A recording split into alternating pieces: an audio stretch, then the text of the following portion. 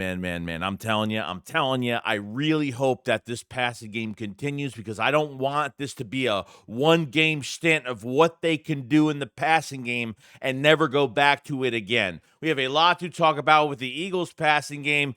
Kenneth Gainwell, Jaylen Carter is becoming one of my favorite players for these sweet reasons. And Darius Slay isn't soft anymore. And we have to talk about it. So let's get straight into it.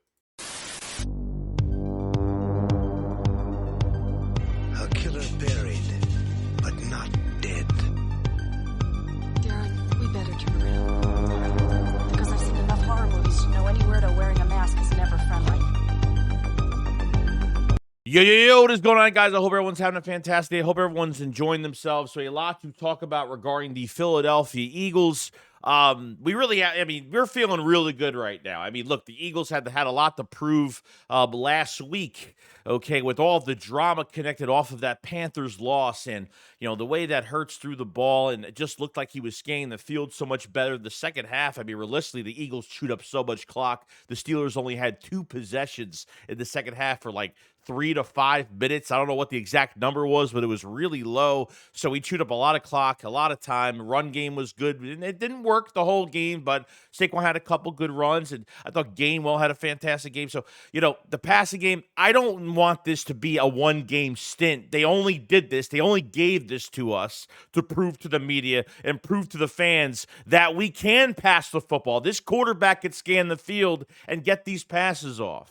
Okay, where it doesn't have to be the Saquon Barkley show, but that's the luxury you have in this offense. Okay, my issue is the post-game press conference Nick had and said, oh, we didn't just pass the ball because we want to prove to you guys. We did it because that's what the Steelers' looks gave us, which I think part of it's true and part of it's not true. Part of it's true because we really couldn't run the ball well. Number 2, part of it's false because I think he lied in this post-press conference because come on now. I think you wanted to, show that connection between A.J. Brown, Jalen Hurts, and obviously both your receivers had over 100 yards receiving in this game, and that's great. Distribution was fantastic in this game.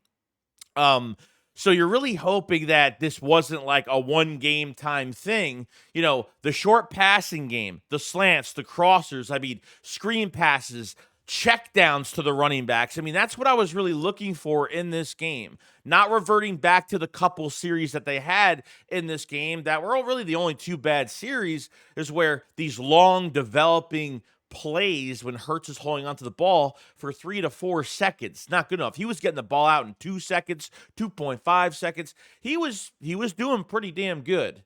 So I'm really hoping that, they didn't just say, hey, look, Eagle fans, we gave you the passing game. Hey, look, media, we gave you a passing game. There's nothing wrong with us, but this is what we could do. But why not do this every game? Why do we have to suffer every first quarter? You put up 10 points, which is great. I can't complain. You went from 17 to 27 points in the first quarter, which is good. Keep adding on that. Keep building on that. These long developing plays are just not going to work. They just don't work at all. I don't know why you don't give Hurts all these options in game with either a safety blanket help, a check down, a crosser, anything that should be middle of the field should be wide open because of what you have in these weapons. And, the Pittsburgh Steelers are one of the best teams against the run, so you're always going to be able to run, especially the rest of this season, with your schedule being a lot lighter, with teams not being that great against the run defensively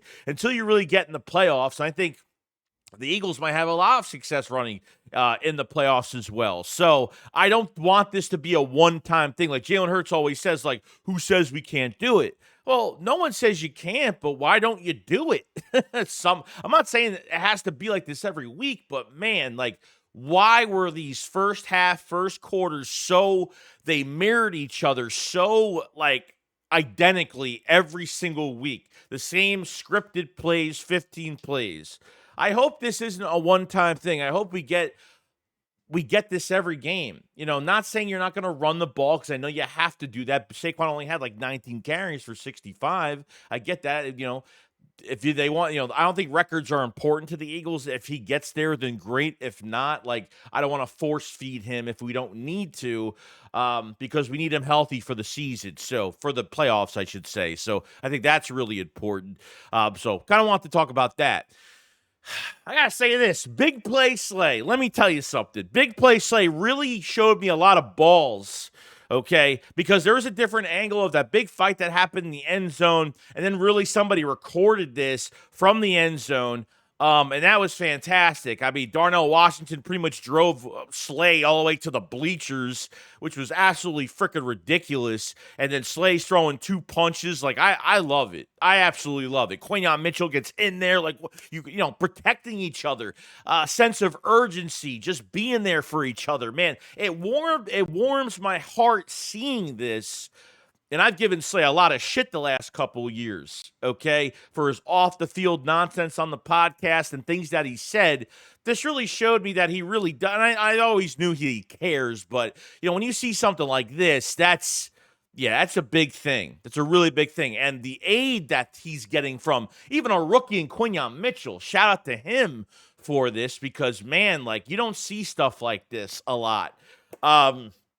So I really, this really just put me back into last year in 23, where the 49ers came into Philadelphia. They walked through our pre-warm-up, running into our practice, and literally, like, they just didn't fight back. That's where they were mentally just done. They couldn't face adversity. They didn't have any, like I said, no self-urgency, no nothing towards each other as a brotherhood, as a team. And this team is different this year. The attitude is different this year, 100%. And I was so happy, warmed my heart so much to see this moment, okay? And it was great.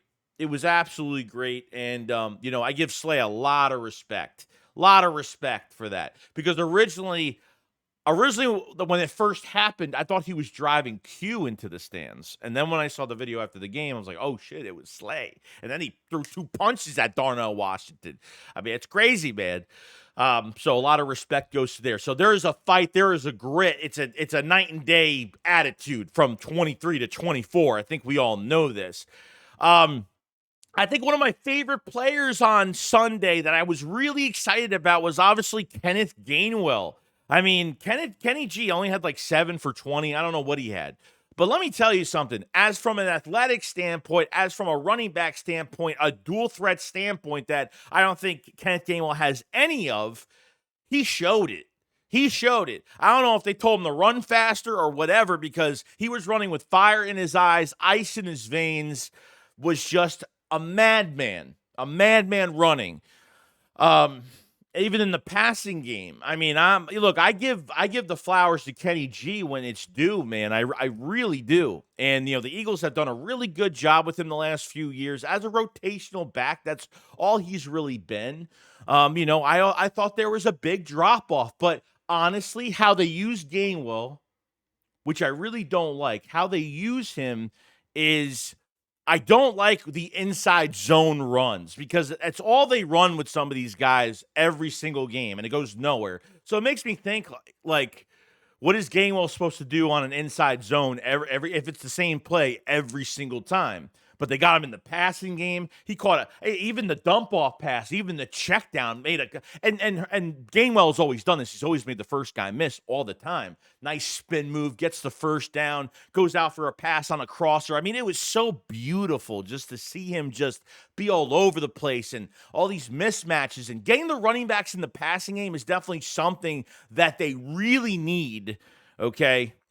And this is to the future as well, because Kenny G's a free agent after this year. Doubt if the Eagles pay him, because I think Will Shipley will be even a bigger weapon for them going forward, especially in the passing game as a dual threat. But I gotta say, Kenny G coming out of Memphis as a 5th-round pick, and if you're not just running inside zones with Gainwell, you're doing other things with him, I think it expands the offense entirely. It does. Like I said, like, what other things have they done with Gainwell? I mean, other than I get pissed off that maybe they put him in 2-minute offense, which they've been doing since last season, which I don't get why they put him in 2-minute offense. I don't get it. I'll never get it.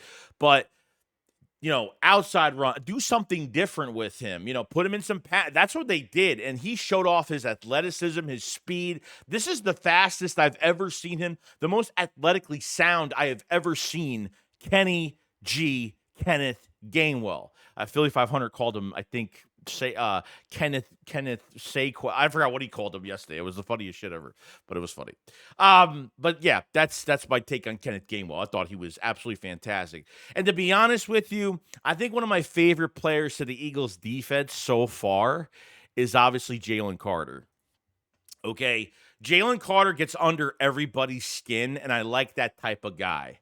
Like, there was a video that they showed that Brian Baldy showed on a videotape. The defense blew up a play. There was a Steeler on the ground trying to get up. He put his hand up to Jordan Davis to get some help off the ground. Jordan Davis put his hand down to go pick him up to get the Steeler player off the ground. Jaylen Carter pushed Jordan Davis's hand to not pick him up off the ground. I mean, this is the type of player we have, man. Now, he made a boneheaded, stupid penalty, which, it's weird because, like, I like when he's this annoying in games. Like, he'll just punch or hit somebody in the helmet. It's the funniest shit ever. I love it. I absolutely love it so much. So when I see that, I'm like, oh, damn, that's really cool. But it was a bonehead penalty. It was really stupid. I think this was a punt return, which because of this penalty, you're at the 1 yard line. But obviously we did good on that drive because we ate up so much clock. We did a good job from that. And then obviously he went to the sideline. There was a big, Clint Hurt, the defensive line coach, and Sirianni were kind of face to face with Big Dom in the background there. I think Sirianni wanted to give Jaylen Carter an earful. And I think Clint Hurt said, dude, let me handle him. I'll handle him. I'm with him every day. Let me handle him. I know how to handle him in my own way. Okay, Jaylen Carter, I think Nick has to realize that Jaylen Carter is always going to be this way. This is the type of player he is. When he's in his mode, when he's in his moment, it's a battle. It's a war out there. Like, you don't know what he's dealing with, if he's getting held, if he, and if he feels like he's got to do something to kind of piss them off a little bit, then sure, let him piss them off. I have no issue with that whatsoever. So I thought, I didn't care about this moment. Like, Nick always, I don't know, Nick has done some stupid crap on the field too, and he doesn't get held accountable for it. Last year, he's done stuff. He has showboated and done some stuff he probably shouldn't have done, but is anyone stopping him? No. But Jaylen Carter, if this is what he brings to this team, and it's not unprofessional. Like, obviously, this is the type of player he is, okay? Bonehead move, bonehead penalty, shouldn't have got that. I think we all understand that. But at the end of the day, I'm not taking anything from Jaylen Carter. I'm not trading any way from him for anything else because I think that's what you need, a get under your skin type player. I mean, he's batting down Jordan Davis's hand not to pick up a Steeler player off the ground. I mean, it's a war out there. Like, Jaylen Carter, oh my God, I can't even describe it. I mean, it's absolutely insane. So I think Jaylen Carter has become one of my favorites because he's relentless from quarter 1 to quarter 4. It doesn't stop. The energy doesn't go down, and it's fantastic. So really like to obviously see that a lot, and it's really nice to see we have a player. You have had Fletcher Cox, guys that really aren't the big talkers. Don't try to get under your skin, but if you talk crap to him, he'll talk some stuff. But Carter is just a nightmare for players every single game. That defensive line was fantastic as a collective group with 2 sacks from Josh Sweat, 2 sacks with Josh Sweat, and obviously Nolan Smith, fantastic. So I think Nick has to realize this is just who he is as a player and just needs to back off a little bit, just a little tiny bit. But other than that, guys, that's pretty much it. Let me know what you guys think about the passing game in general. Do you think this is a 1-game thing, or do you think this can continue down the road? Because all the drama was because of this passing game. That was really it. Okay. So you're hoping that this can expand, and this isn't we just did it for this game to shut everybody up and that's it, and we're just going to revert back to what we were doing. So I'm hoping that's not the case, because look what they did. I mean, look what they did to that defense. That's not an easy defense. That's a good defense right there. So you know what I mean? Let me know on everything. Let me know what you thought about Slay, his toughness, Kenneth Gainwell, and how he played. Anything. Just let it all out in the comment section below. Make sure you subscribe to the channel for more Eagles news every single day. And definitely like the video because it helps out tremendously. And if you guys haven't checked out the Philly Shakedown Podcast Big Sale, in the description below, everything is on sale. So definitely check it out. Order up. Appreciate it so much. And I'll see you guys on the next one. Shakes, what up? Follow slide. Peace out, guys. Peace.